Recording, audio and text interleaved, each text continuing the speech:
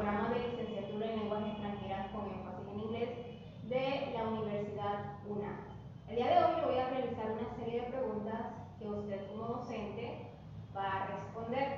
Pero antes me gustaría que se presentara su nombre y sus años de experiencia y dónde se encuentra actualmente trabajando y en qué materia se encuentra usted dando clases. Buenas tardes, Andrea. Mi nombre es Roberto Herrera.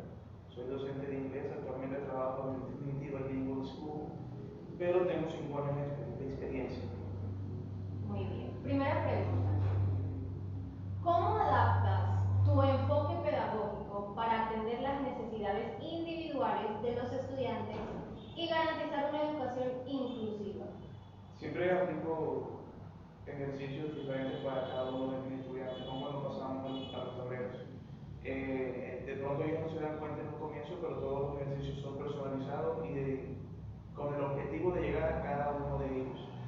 También no me gusta colocar ejercicios genéricos. Mis ejercicios son más que todo prácticos. Ellos tienen que jugar, desenvolverse, que ellos no lo sientan como una tarea. Muy bien. Siguiente pregunta. ¿Cuáles son los pasos clave que sigues al planificar una clase y cómo aseguras que tus objetivos educativos se alineen con la finalidad de la educación? Siempre tengo 3 pasos principales en los que baso mis clases.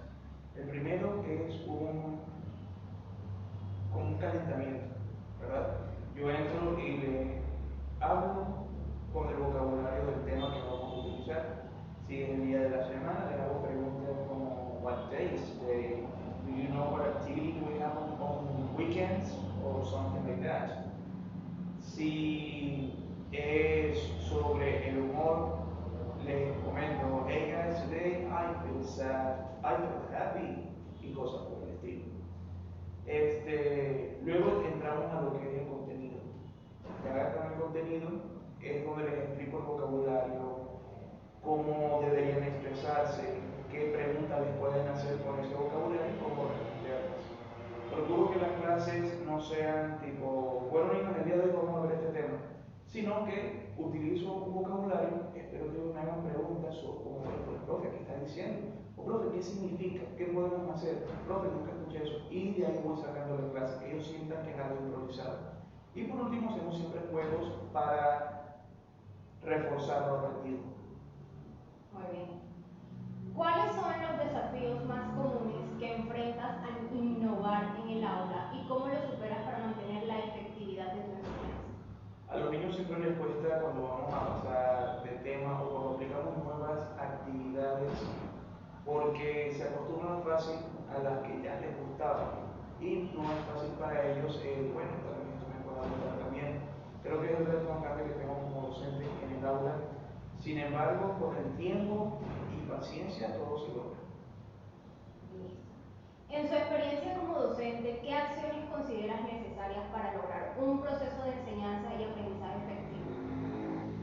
En mi experiencia como docente de inglés, la práctica.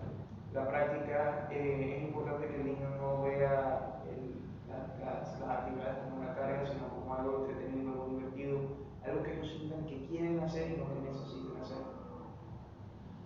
Siguiente. ¿Cuáles son las características que como docente debes tener para lograr conectar con un grupo de estudiantes en el aula de clases? Primero que nada, no debes tener nada de vergüenza. Segundo, tienes que ser empático.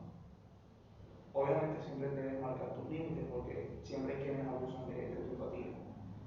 Y tienes que ser siempre comprensivo y, ¿cómo decirlo? Un apoyo para los estudiantes. Muy bien. ¿Consideras que tener un plan de acción y trabajo estructurado contribuye al quehacer docente? Sí, no y por qué. Claro que sí. Un buen plan siempre nos va a sacar de un apuro. Está bien si improvisamos de vez en cuando, pero siempre tenemos que tener marcada nuestra ruta de acción. Como docente, ¿qué considera usted que debería mejorar la educación al momento de gestionar o implementar los procesos de enseñanza-aprendizaje en las instituciones educativas? Creo que el profesor debería ser, como mencioné antes, más empático, entender entender que el alumno no está para hacer todo este tipo de tareas y enseñarle al docente a no complicarse la vida ni a los estudiantes.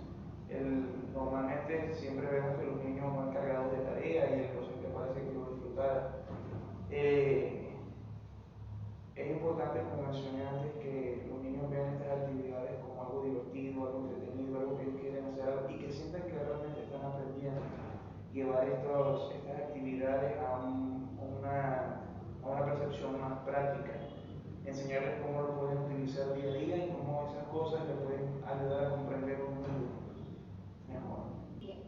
Sabemos que uno de los objetivos de la educación es formar personas y o profesionales con capacidades y habilidades óptimas, que aportan al desarrollo positivo de su comunidad o territorio.